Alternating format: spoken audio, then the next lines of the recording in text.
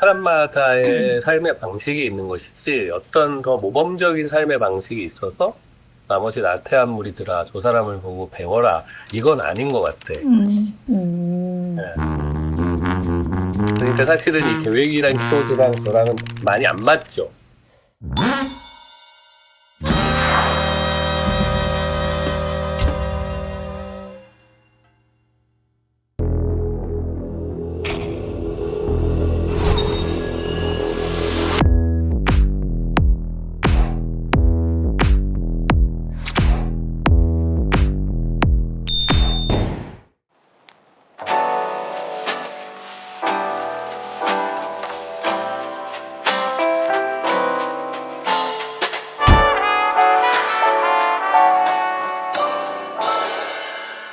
안녕하세요, 이적입니다. 네, 오랜만에 계획적 수다로 돌아왔는데요. 오늘은 기아의 새로운 니로와 함께 계획적인 삶이라는 주제로 이야기해 보려고 합니다. 니로의 유저들을 정의하는 니로 마인드라는 것이 있다고 합니다. 즉흥적 낭비나 허세 없이 효율적으로 인생을 계획적이고 현명하게 살아가는 삶의 태도라고 하는데요. 글쎄요, 저를 뭐 아주 계획적인 사람일 거라고 생각하시는 분들도 더러 계시겠지만, 근데 사실 저는 굳이 말하자면 좀 게으른 쪽이고요. 저는 게으른 게 맞아요. 네, 게으르고 진짜 성실한 분에 비하면 늘 반성해야 하는 사람이고 반성도 많이 합니다. 근데 꽤 즉흥적인 면도 많아서 새로운 시도를 해보는 걸 좋아해요. 어느 날 아침에 문득 떠오른 가사나 어떤 곡의 아이디어를 바로 이제 진행시켜서 써내려가는 걸 좋아하고, 녹음을 할 때도 이 느낌이 좋은데 하면은 그 테이크를 이제 쓰는 편이었고요. 물론 그 같은 뮤지션들 중에서도 방식은 굉장히 다양해요. 어떤 가수들은 노래 한 곡 녹음하는데 막 3박 4일을 꼬박 쓰는 분들도 계세요. 그래서 막 한 단어, 한 소절을 고치는데 뭐 하루를 쓴다던가. 콘서트 할 때도 막 멘트를 대본으로 만드는 분들도 계셨지만, 저는 현장의 느낌과 그 공연장의 상황들과 관객들과의 상호작용 이런 걸 담아서 예기치 않게 생겨나는 어떤 것들에 더 관심을 가졌던 것 같습니다. 그런 것들이 어떤 자발성 혹은 뭐 창발성 이런 것과 연관이 된다고 생각을 하거든요. 그리고 계획을 세워서 그 계획대로 다 되면 좋지만 사실은 인생은 그렇지 않은 경우가 훨씬 많잖아요. 예를 들어 사업을 확장했는데 갑자기 코로나 같은 팬데믹이 터진다든지, 주식 투자를 막 시작했는데 갑자기 전쟁이 일어난다든지 하는 것처럼요. 그렇게 내가 세운 계획과는 전혀 상관없는 변수들이 생각보다 너무 많다는 거죠. 계획에 너무 집착하는 분들은 이럴 때 힘들어 하게 되죠. 계획대로 안 됐다는 이유만으로 뭔가 엄청나게 잘못된 것처럼 느껴지니까요.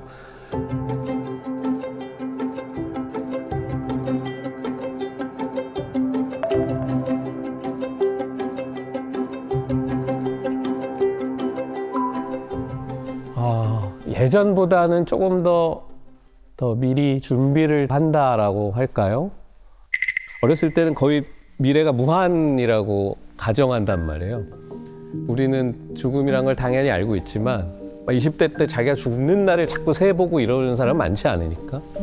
근데 이제 나이가 어느 정도 들면 어느 정도 유한한 그 시간이 나오잖아요. 예를 들어 어렸을 때는 내년에 뭐 할지, 내후년에 뭐 할지 정해놓지 말자. 인생이 어떻게 흘러갈지 모르고 내가 누굴 만날지 모르는데, 그래서 뭐 누굴 만나서 같이 작업을 하기도 하고, 갑자기 뭐 음반을 하려다가 다른 것을 하기도 하고, 막 이런 좀 좌충우돌하는 결정을 할 일이 많다면, 이제 어느 순간 나이가 어느 정도 들면 이제 역산을 하게 되거든요. 내가 지금 왕성하게 작품 활동을 할 수 있는 시간이 어느 정도 남았나. 2시간 반짜리 콘서트를 계속 할 수 있는 체력이 어느 정도 남았을까? 예측을 해보는 거죠.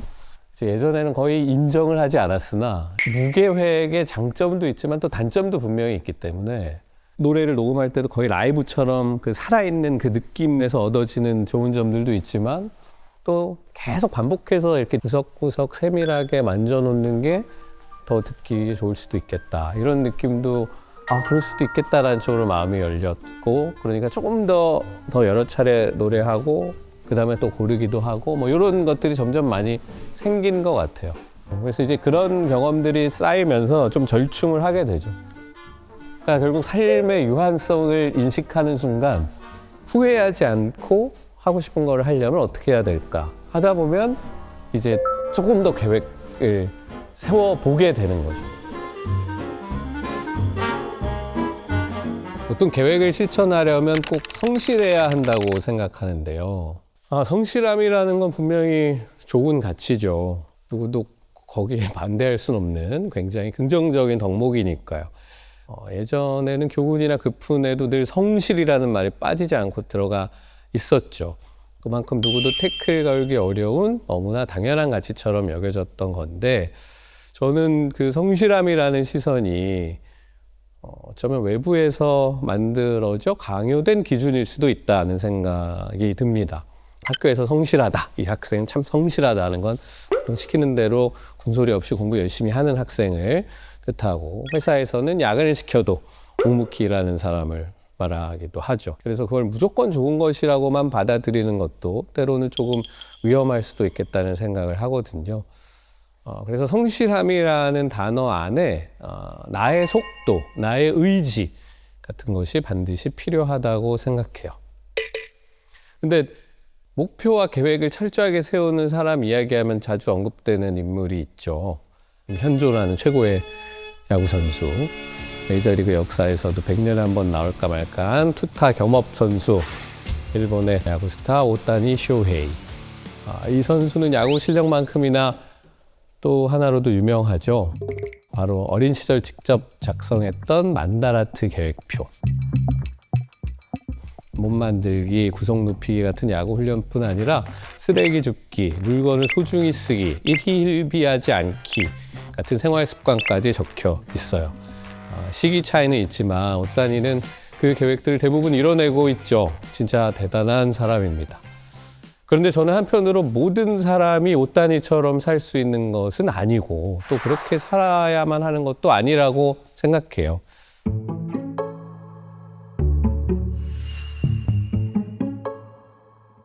누군가는 아주 촘촘한 루틴 속에서 성실할 수 있고, 누군가는 조금 느슨한 리듬 안에서 자기의 몫을 해내는 방식으로 성실할 수 있다고 생각해요.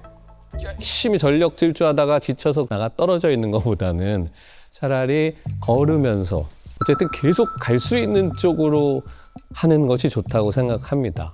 마라톤 선수는 진짜 100m를 막 13초, 14초대로 2시간 내내 뛰어야 되는 거잖아요. 그분한테는 그게 지속 가능한 페이스일 수 있지만 대부분의 사람들한테는 당연히 못하죠.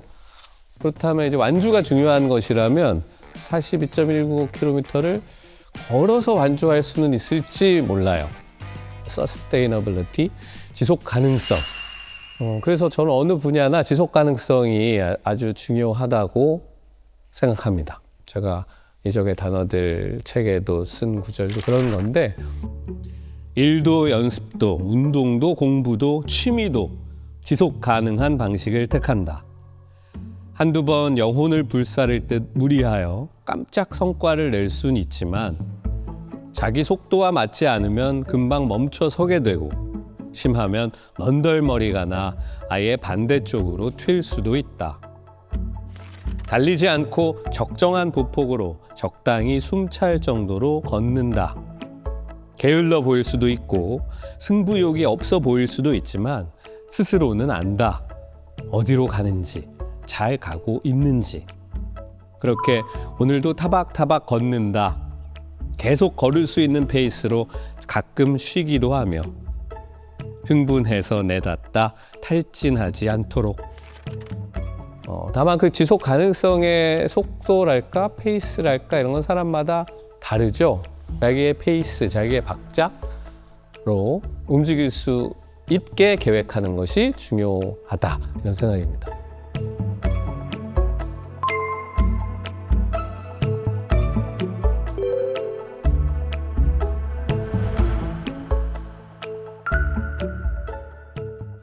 근데 이게 사람마다 굉장히 달라서 정말로 그 촘촘하게 짜는 분들은 예를 들어 뭐 곡을 언제까지 몇 곡을 쓰고 뭐 챕터를 이렇게 쓰고 책을 동시에 몇 권을 진행하고 저는 그 방식은 잘 못하겠더라고요. 근데 또 혼자 있다고 제가 매일 게임만 하면서 막 한 몇 년 동안 음반도 안 내고 막 이러고 있지는 않으니까 그래서 계획을 아예 안 세우는 건 아니고 이 정도는 해보자. 내년 이맘때까지 앨범은 만들어 보자. 혹은 이 정도 시간 후에는 콘서트를 하는 것으로 하자. 책을 언제까지 낼 거면 대충 이 정도까지는 첫 번째 챕터를 완성하자. 그래서 그런 것들이 서로 상충하지 않게 중간중간에 좀 숨쉴 수 있는 쿠션으로서의 여유 있는 시간들을 좀 만들어 놓고 그게 어떻게 보면은 여백이라고 부를 수 있는 건데 저는 그 여백이 있어야 오래 갈 수 있는 사람인 것 같아요. 그래서 그물로 치면은 좀 코가 큰 어떤 느슨한 배치를 하는 것이 저한테는 나름 계획이라면 계획이라고 할 수 있습니다. 그래서 제가 생각하는 계획은 완벽한 시간표가 아니라 하나의 가설입니다. 이렇게 되면 좋겠다 하는 방향을 세워보는 거죠.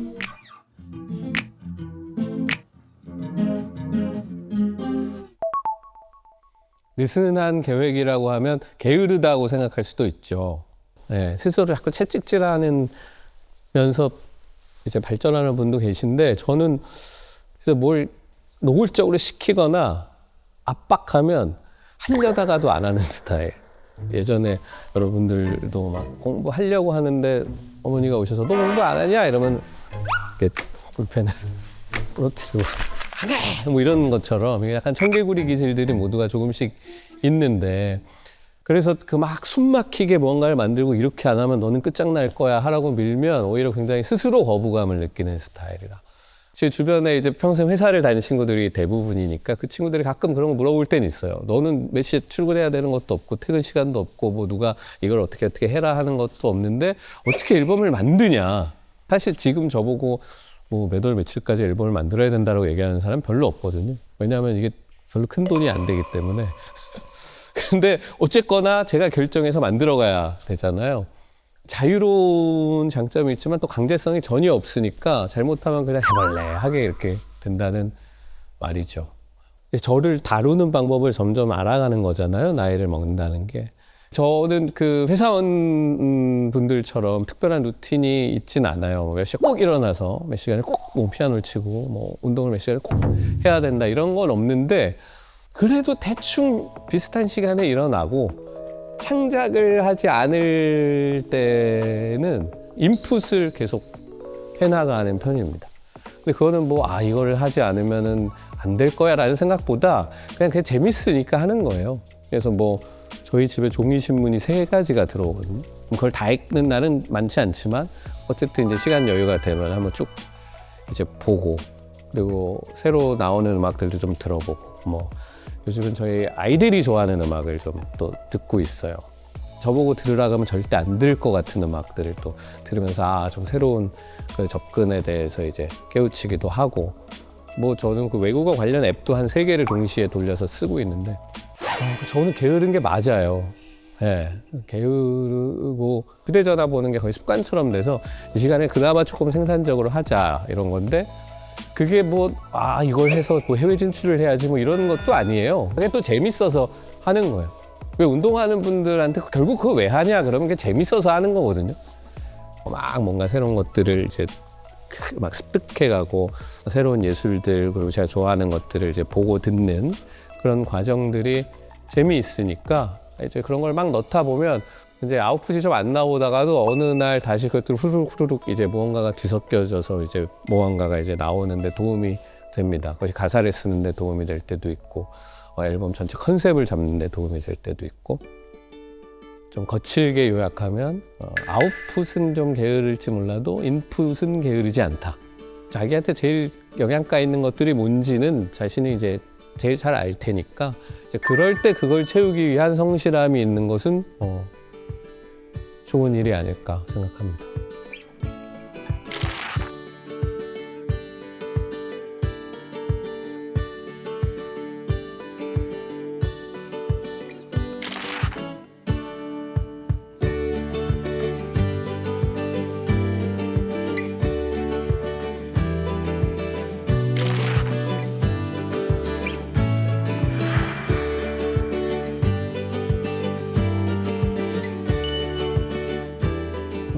근데 그 자유로움과 성실함이 뭐 반대되는 개념은 아니고 두 가지를 다 가지고 있어야죠. 근데 아직도 왜 그 낭만주의 시대에 영감을 받아서 뭔가를 해내는 천재로서의 예술가라는 개념이 우리 안에 어느 정도 남아있는 것 같아요. 그래서 이렇게 막 술에 취해 있다가 번뜩 떠오르는 걸로 막 곡을 이제 써 내려가고 너무 성실하고 계획적이고 루틴이 너무 있다 이런 건 또 창작이랑 안 어울리는 것처럼 느끼는 분들도 계신데 근데 또 자유롭기만 하다고 창작이 저절로 되는 건 정말 아니거든요.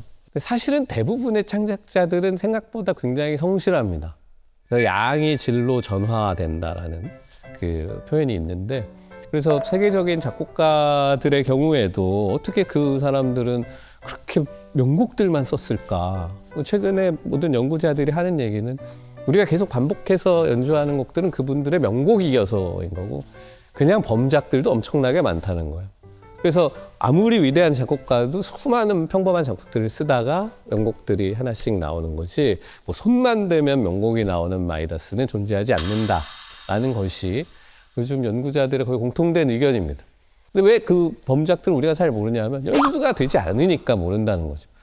자, 예를 들면 모차르트는 한 600여 곡을 썼다고 하는데 10곡에 한 곡이 명곡이라는 대단히 높은 확률이죠. 어쨌든 그런 확률로 곡을 쓴다면 1000곡을 쓰면은 100곡이 명곡이 되는 거고 10,000곡을 쓰면은 1000곡이 명곡이 되는 것처럼. 그런데 나는 명곡 한 곡을 쓰겠다 그러고 참고 고치고 고쳐서 죽을 때까지 한 곡을 발표하면 그냥 범작 한 곡을 발표하고 끝날 수 있다는 얘기죠. 그러니까 어떻게 보면 하나의 신화를 만드는 거죠. 그 이제 천재성에 대한. 근데 실제로는 천재성보다는 성실성이 훨씬 중요한 덕목이기는 해요.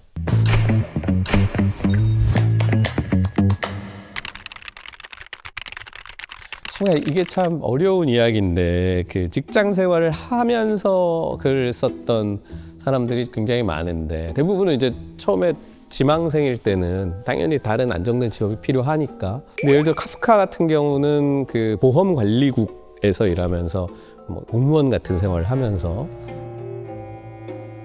집에 돌아와서 정말 피곤한데 부엌 식탁에 앉아서 이렇게 써 내려갔거든요. 그리고 무라카미 하루키 같은 사람도 뭐 재즈바를 경영하고 와서 막 쓰기도 하고 그랬죠. 그럼 보통 우리가 이렇게 생각하잖아요. 이 사람이 그거 다 빼고 낮에 좀 글 다시 쓰고 쉬고 하면서 쓰다 보면은 더 엄청난 걸작을 쓰지 않았을까라고 우리가 추측을 할 때는 있지만 그게 꼭 그렇리라는 보장은 없어요. 카프카의 이 관료주의 시스템에 대한 모든 비판적 시각은 사실 실제 자기가 관료주의인 그 직장 안에서 얻은 것들이 다 분노와 풍자를 이용해서 글로 표출되었던 것이기 때문에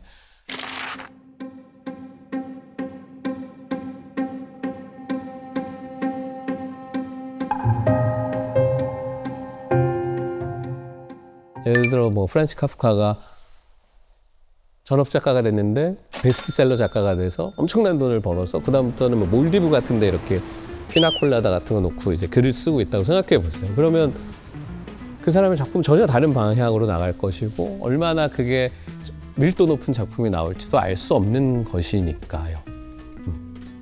그래서 창작이라는 건 결국 자유와 성실 어딘가에서 균형을 찾는 일인 것 같아요.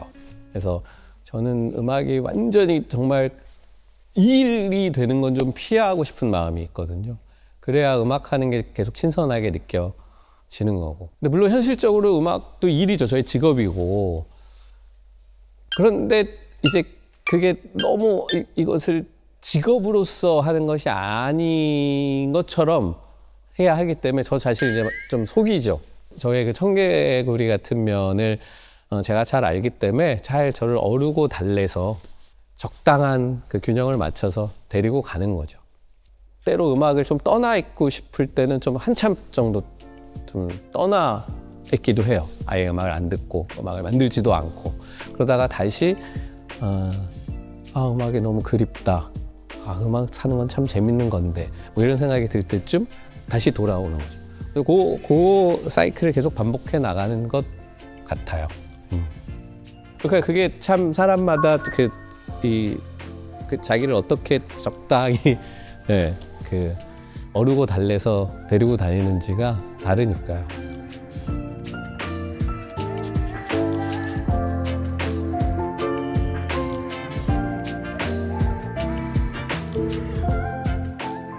오늘 이야기하면서 저도 덕분에 계획이라는 것을 조금 더 깊게 생각해 보게 된 것 같은데요. 결국 중요한 건 무리해서 남들한테 보여주는 삶을 살아가는 게 아니라 내 속도에 맞게 에너지를 잘 나눠서 쓰는 삶이 아닐까 싶어요. 정말 빽빽하게 모든 걸 다 통제하려고 하기보다는 조금 느슨하더라도 지속 가능한 리듬을 만드는 것.